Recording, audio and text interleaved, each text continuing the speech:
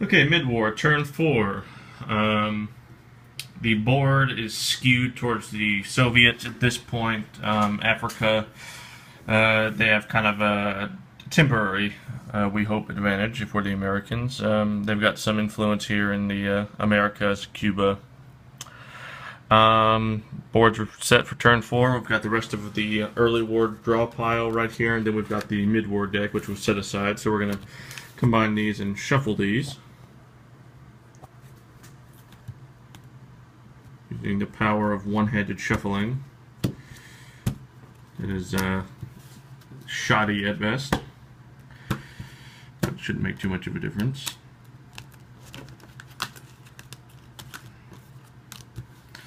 Intermission music. Okay, that's good enough.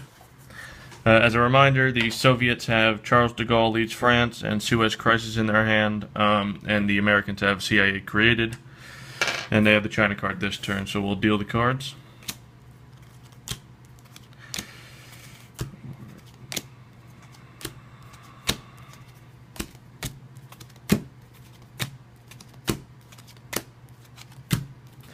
Now that we're in mid-war, there will be 7 action rounds, meaning there'll be 7 action rounds, a held card, and a headline card, which means that each player needs 9 cards in their hands now. So let's take a look at the Russian hand.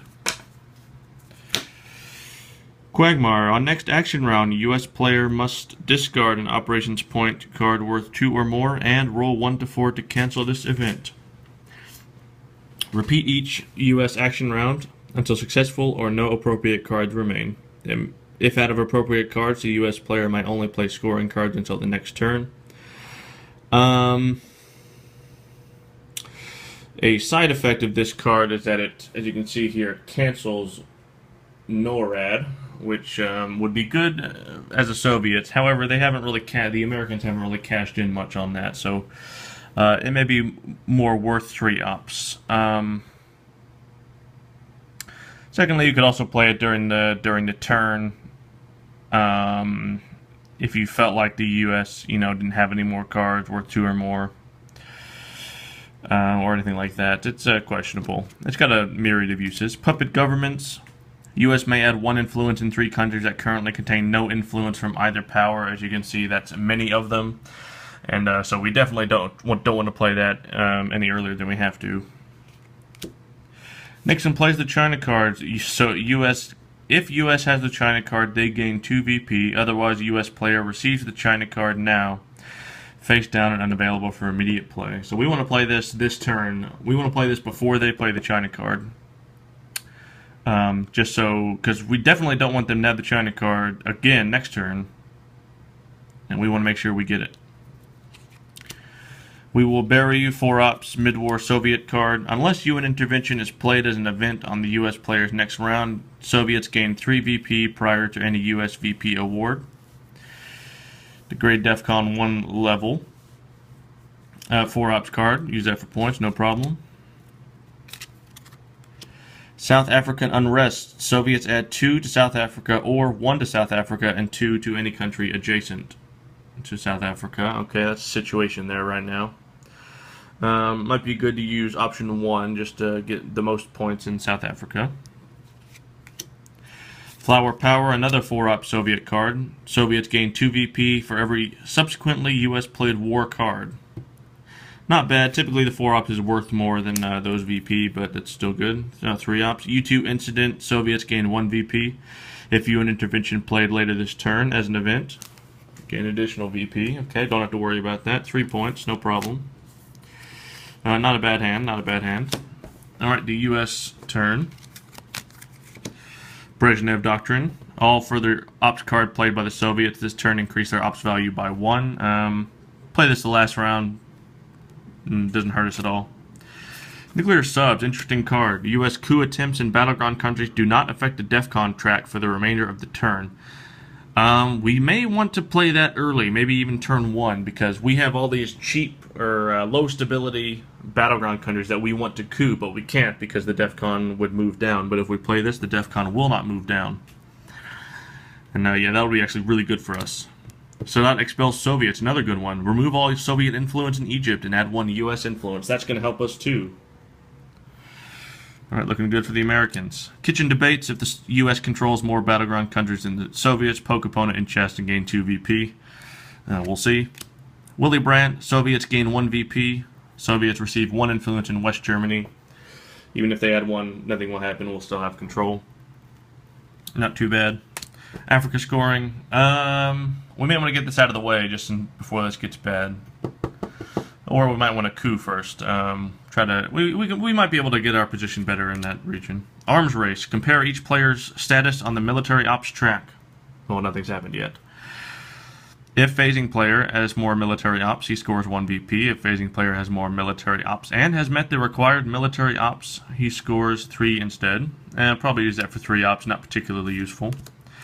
Missile Envy. Exchange this card for your opponent's highest value ops card. Never interested in Missile Envy. Some people like it, some people don't. Let's see. Is it more? It actually might be more. It might be better for me to deny the Soviet the first coup with CIA created, because we've got cheap battleground Algeria. We've got nothing really there. The only thing they would coup is Algeria on the first turn, or maybe even Mexico. They've got that 1 point there. But we still want to get it. We can coup one of these and be certainly just fine, even if nothing happens. DEFCON goes down, and then we can play nuclear subs and keep cooing with our higher ops cards. So yeah, I think CIA created is going to be the headline card for the Americans. Let's see. Soviets have a lot of good choices. Oh yeah, that's right. We want to do the double whammy in Europe. Yeah, none of these are too great. We have no idea that the U.S. has Africa scoring, and because of the size of the mid-war deck, we have no reason to think that it's any more likely than any of the other scoring cards. But let's do that. We'll headline Charles de Gaulle just to see how that goes. Okay. Highest ops value goes first. 3 ops first. De Gaulle leads France. Remove 2 U.S. influence in France. So that goes down to 1. Add 1 Soviet influence. Okay, there we go. Cancels NATO for France. NATO's not in effect, not important. Effect happened, asterisk, face down, discard. Alright, USSR reveals hand this turn. So now, as the Americans, we can strategize based on what the Soviets have. And then US conducts ops as if they played a 1-ups card. That's going to be 1 point to coup Nigeria. And any of these is particularly the same. Nigeria and Zaire are essentially the same. There are a number of cards that affect Angola, making it less stable, even more so, and so Nigeria is probably a better bet. So +1, we need 2. Stability number is 2. There's the roll, is 3, plus our 1 from the card is 4. Target number was 2. Soviets lose 1, Americans gain 1. That was a battleground country. DEFCON goes down. U.S. gains 1 op. That's the end of the round. That goes face down. First turn, Soviets. Here we go. Let's see. I think we wanted to do this. We wanted to get rid. Yeah,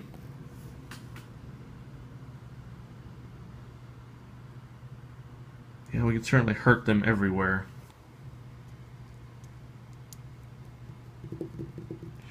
Let's do this, actually. Let's save Suez Crisis. I want the Americans to know that I have it in order to make them afraid. So instead, let's use Flower Power, 4 ops, all 4 into France. We want to over-control it because we do. And that gives, doesn't give domination yet, actually. 1, 2, 3, 4, 1, 2, 3. If we take 1 more country, that will give us domination. We don't have anything else to do that with, so we'll hold off on that, but that looks good. Effect did not happen. Face up, discard. Alright, US. Yep,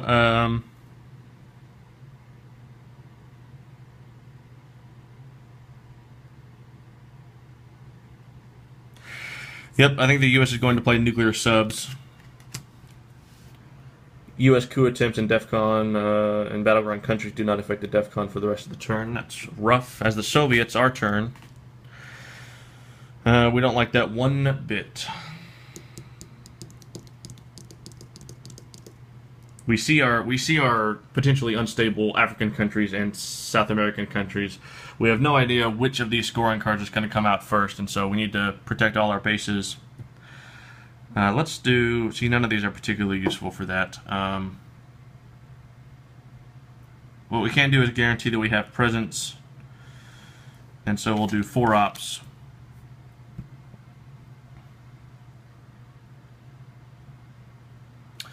See, I don't know what to do.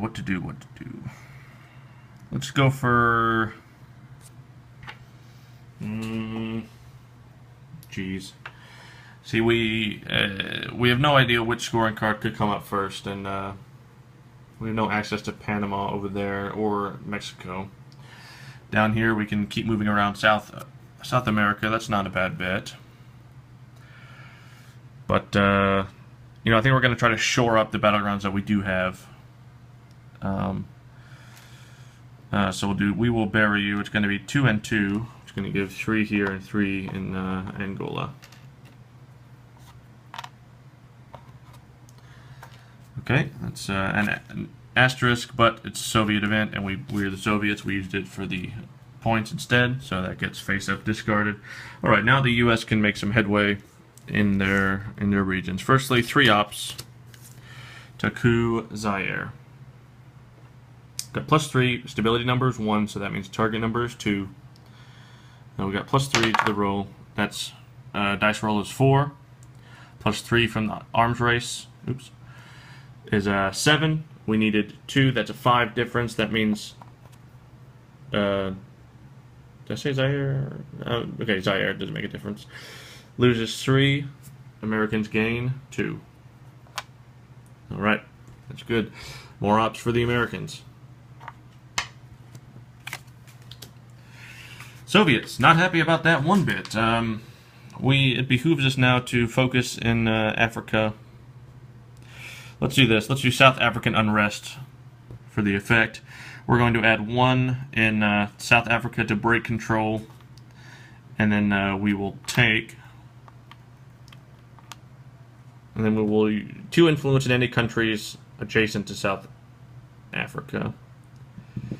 Let's do 2 in Botswana. This will give us a bit benefit if we were keen on realigning South Africa. Okay, that's South African unrest. Americans' turn.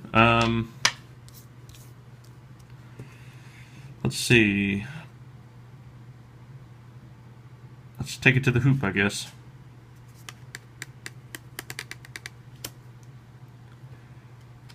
See, I'm trepidatious about using the China card. Let's use Missile Envy, 2 points. We will be safe for now. See, I don't want to give the Soviets a coup target, because that's what they'll take. If I give it to them, they'll take it.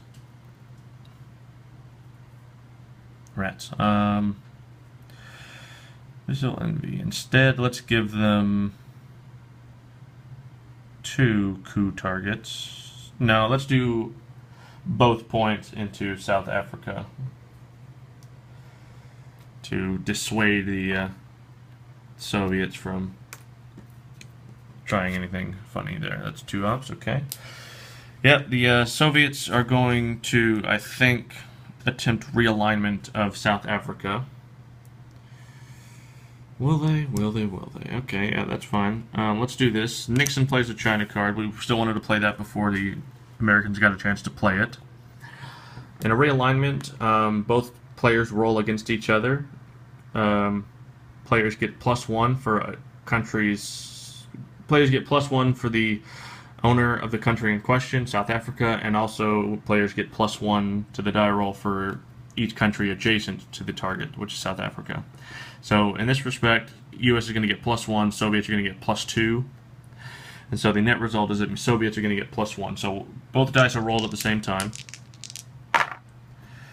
Soviets had +1. That's 3 to 1. That's a difference of 2. The loser, well, the difference is taken from that person's influence, whoever has lower. So that's 2. Okay.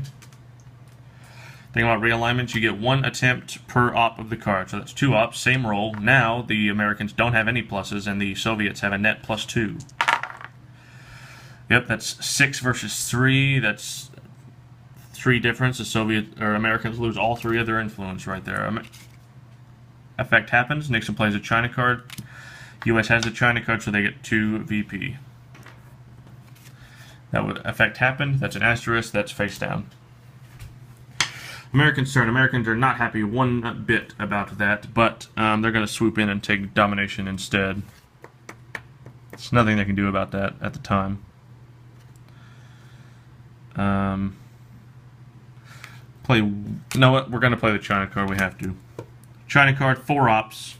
We got to spread this influence around. We don't want to lose our domination, because to have domination, we need to have at least 1 non-battleground. So we're going to do 1 here, 1 there, 1 there, and an additional 1 in Nigeria, I think. Yeah. It's pretty good. China card. I didn't want to play it that way, but that's what you got to do. That gets face down over there. We'll flip it up. The Soviets will get it next turn. Soviet turn. Yeah, we're still aware of the American march on Africa. Let's do this. We want to get our coup for the round, or our ops, as it were. And so 3 points. We're going to coup one of these cheap countries. Zimbabwe will make the most sense. We only need 2. Stability number is 1. We need 2. We have +3. There it is. 4 + 3 is 7. We need a 2. Difference of 5. Americans lose 1. Soviets gain 4. Alright, that was an asterisk event, but we're the Soviets and we only use the points, so that's going to get face up. Americans' turn. It's a good time. The Americans have domination now. They haven't taken South Africa, the Soviets, so Africa scoring is going to be played. It'll make the most sense now. Let's see. Americans have domination. They have more countries, more battlegrounds, and at least 1 of each non-battleground and battleground countries. So that's 4 points for the Americans, plus 5 and 6 as 2 more battlegrounds, 6 points. And the Soviets have presence and 1 battleground. I misspoke. The Americans have domination, 4 points, 5, 6, and 7 for their battlegrounds. That's 7 points. The Soviets have presence is 1 point, and 1 battleground is 2. 2 versus 7. That's 5 points difference. That doesn't make any sense. Yeah, no, that's right. 5 points difference for the Americans. The Americans are going to get 5 points. There we go. Africa scoring, face up, always scoring cards. I'm as a Soviets, I see this. I'm looking towards the Americas because that's where the scoring cards are going to come up next, theoretically. Don't want to play puppet governments. Going to play 3 ops instead. I still kind of want to hold on to Suez Crisis, though I'm going to have to play it. Let's do this. Let's shore up these battleground because that's where the U.S. is looking next. I know it. Either one, it's the same difference. I want to make sure that Venezuela has 2 points. In Brazil, I'm going to put 1.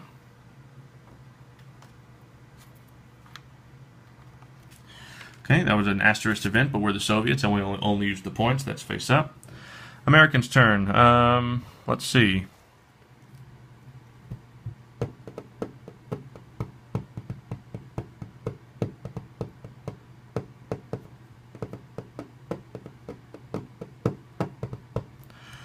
Yeah, let's see. Let's do this. Let's try to mess up the Soviets in Middle East and place Sadat. Remove all USSR influence in Egypt. There it goes. All right. Add 1 U.S. influence. That's really good for the Americans. Good situation. Asterisk event. We use the event. That's face down. Soviets' last turn.